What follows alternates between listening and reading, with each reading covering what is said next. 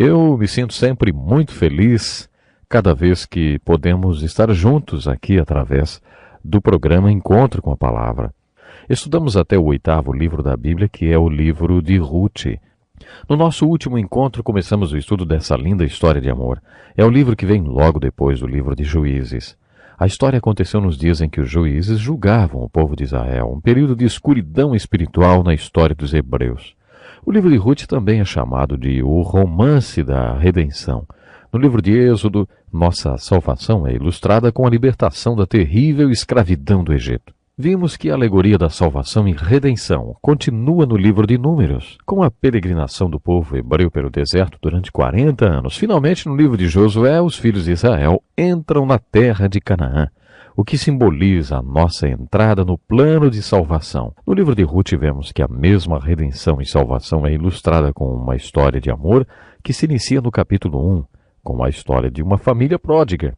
Devido a uma fome que se abateu na cidade de Belém, um homem, sua mulher e seus 2 filhos foram para a terra de Moabe. Nesse país distante, tudo foi muito difícil. Nessa parte da história, Noemi, a mãe pródiga, é o foco da narrativa. Em Moabe, ela perdeu seu marido e seus 2 filhos. Mas antes dos seus filhos morrerem, se casaram com mulheres moabitas. Uma se chamava Orfa e outra Ruth. Ruth, então, se torna a personagem central dessa história. Orfa voltou para Moabe, mas Ruth jurou lealdade à sua sogra Noemi. Mais tarde vimos que a razão dela ter feito isso talvez tenha sido o fato de ter se convertido enquanto seu marido Malom era vivo. Assim, essas 2 mulheres, Noemi e Ruth, voltaram para Belém. Quando chegaram lá, no final do capítulo 1, Noemi tornou-se a figura de uma filha de Deus voltando para casa. A palavra voltarei é encontrada várias vezes no capítulo 1.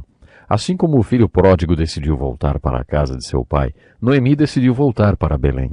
Quando retornou, a graça de Deus estava esperando por ela. Deus expressou seu amor e graça para com Noemi de diversas maneiras. Nesse livro da Bíblia, Ruth ilustra uma pessoa que não fazia parte da família de Deus. Vemos que Deus expressou seu amor e sua graça para com ela por meio da redenção. A volta de Ruth para Belém com a sua sogra é uma linda ilustração da nossa redenção e salvação. Deus expressou sua graça para com ela, primeiramente no capítulo 1, quando ela foi colher atrás dos segadores. Isso era uma lei de Deus dada no livro de Levíticos, capítulo 19, versículo 9 e 10. Quando os segadores estivessem fazendo a colheita nos seus campos, não poderiam pegar o que caísse no chão. E não deveriam pegar todas as uvas e nem todas as espigas de milho. Dessa forma, os pobres e os estrangeiros seriam beneficiados. Ruth conhecia essa lei, e por isso foi aos campos colher atrás deles. A lei do parente remidor introduz uma verdade muito importante no livro de Ruth. Noemi, sogra de Ruth, tinha um parente muito rico cujo nome era Boaz. No versículo 3 do capítulo 2, nós lemos que Ruth foi colher no campo e, por acaso, entrou no campo de Boaz, que era da família de Elimeleque, seu falecido sogro. Ei, você acha que isso foi por acaso? Você acha que, coincidentemente, ela foi colher no campo desse homem? Lendo o 1º capítulo de Mateus, descobrimos que Boaz e Ruth fazem parte da genealogia de Jesus Cristo, o Messias. Você acha que Deus, sabendo que a união dessas pessoas e o seu casamento levaria à vinda do Messias, deixaria que isso acontecesse por coincidência? Claro que isso foi providencial. Ruth foi para o campo que pertencia a Boaz. E no versículo 4 nós lemos: Boaz veio de Belém e disse aos segadores: O Senhor seja convosco. Responderam-lhe eles: O Senhor te abençoe. Que exemplo de relacionamento entre funcionário e empregador, hein? Não seria bom começarmos o nosso dia na fábrica ou na loja dessa forma? O Senhor seja com você. E o outro grita de lá: Deus te abençoe. E no versículo 5 nós lemos: Perguntou Boaz ao servo encarregado dos segadores: De quem é essa moça? Você quer saber o que essa pergunta realmente significa? Significa que Boaz se apaixonou. Ele viu aquela linda mulher colhendo nos campos. Ruth significa beleza, ou botão de rosa. É claro que ela era muito bonita. Quando Boaz a viu, ficou simplesmente embasbacado. Foi amor à primeira vista. Ele se apaixonou por ela e perguntou ao seu encarregado o que ele sabia sobre ela. O encarregado contou tudo o que sabia, que ela tinha sido casada com um homem hebreu no país de Moabe, que seu marido tinha morrido e que ela tinha jurado lealdade à sua sogra. E ele provavelmente contou que enquanto era casada com um homem hebreu, ela tinha se convertido. No versículo 8 lemos que Boaz disse a Ruth: Ouve, minha filha, não vás colher em outro campo, nem tampouco passes daqui. Ficarás aqui com as minhas servas. Os teus olhos estarão atentos no campo que cegarem, e irás após elas. Dei ordem aos servos que não te toquem. Quando tiveres sede, vai aos vasos e bebe do que os servos tiverem tirado. Boaz deixou claro a Ruth que estava interessado nela. Agora as coisas tinham mudado bastante. Sua resposta está no versículo 10. Então ela, inclinando-se e prostrando-se com o rosto em terra, perguntou-lhe: Por que achei graça aos teus olhos, para que faças caso de mim, sendo eu estrangeira? Deparamos-nos com uma palavra muito bonita na Bíblia. Graça. Graça significa favor e bênção de Deus que não merecemos. Ruth está dizendo a Boaz: Eu não sou hebreia, não sou como uma de suas servas. Por que tem esse tipo de consideração comigo? Boaz respondeu que ela tinha feito a sua parte. No versículo 11 ele diz: Eu ouvi falar de tudo que fizeste a tua sogra depois da morte de teu marido, como deixaste a teu pai, a tua mãe, a terra onde nasceste, e vieste para um povo que dantes não conhecias. Que o Senhor recompense o teu feito. Que o Senhor, o Deus de Israel, sob cujas asas vieste buscar refúgio, te recompense ricamente. Isso é muito importante. Sob cujas asas vieste buscar refúgio. Você está vendo, Ruth tinha se convertido e Boaz sabia disso. Quando Boaz declarou a sua intenção de mostrar mesmo consideração por ela, Ruth disse: Ache eu graça aos teus olhos, Senhor meu. Em outras palavras, ela disse: Está bem, eu aceito o que você está fazendo por mim. Aí então, durante a refeição, Boaz disse: Achega-te, come do pão e molha o teu bocado no vinho. Lemos aí que ela almoçou com ele no seu primeiro dia de trabalho, e diz ainda que ela comeu até ficar satisfeita.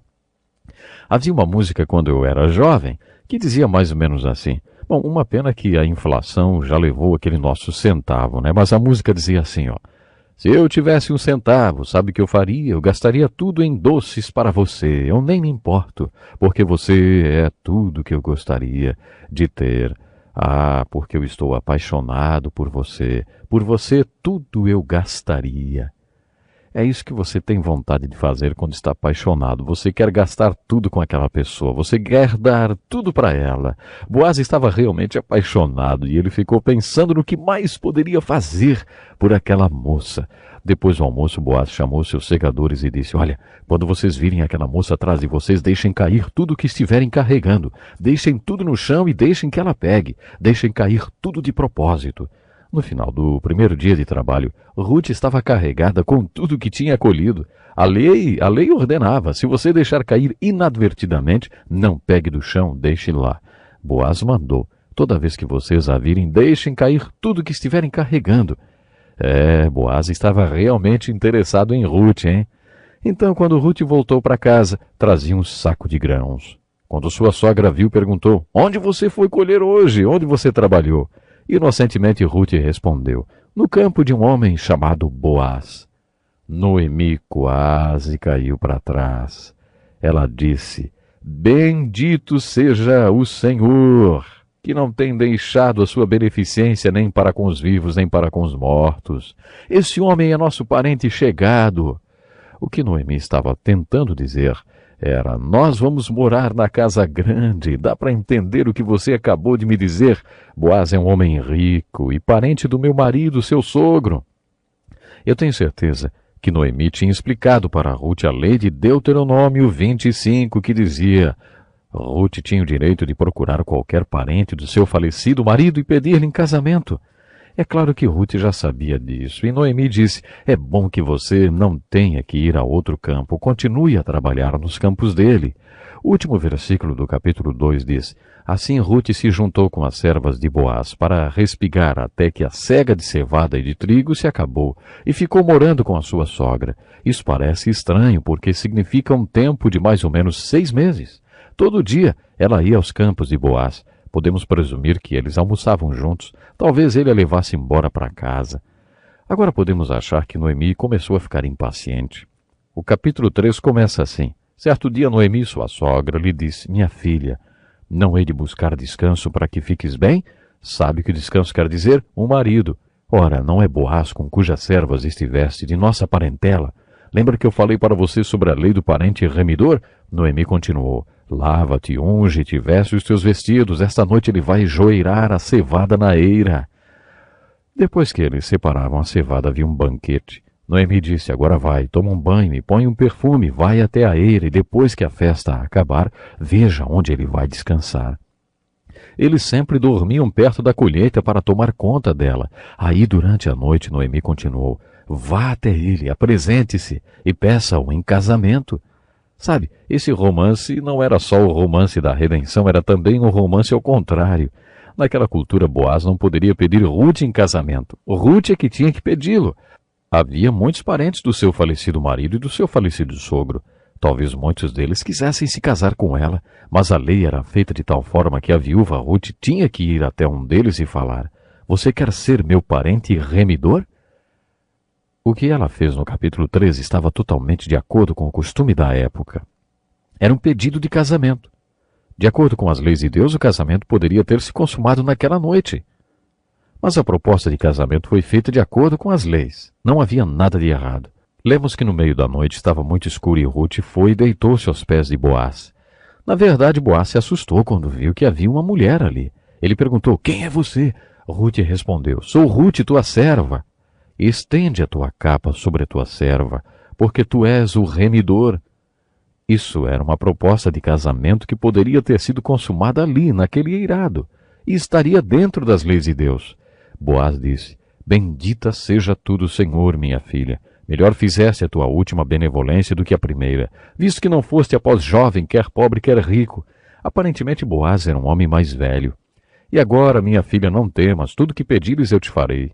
Toda a cidade do meu povo sabe que és mulher virtuosa. Então Boaz disse, há um probleminha, Ruth. Existe um parente seu que é mais próximo do que eu, e ele tem o direito antes de mim. Muito interessante, não é? Boaz disse a Ruth, vá para a casa de sua sogra. Ele encheu algumas cestas com grãos e disse, vai para a casa de sua sogra e fica lá, até que eu mande notícias. Veremos que Boaz tinha uma boa razão para dar esse conselho a Ruth. No próximo programa nós vamos continuar com essa impressionante história. Não perca então, hein? Até lá. Este é um estudo escrito pelo Dr. Dick Woodward, na voz do pastor Edson Bruno.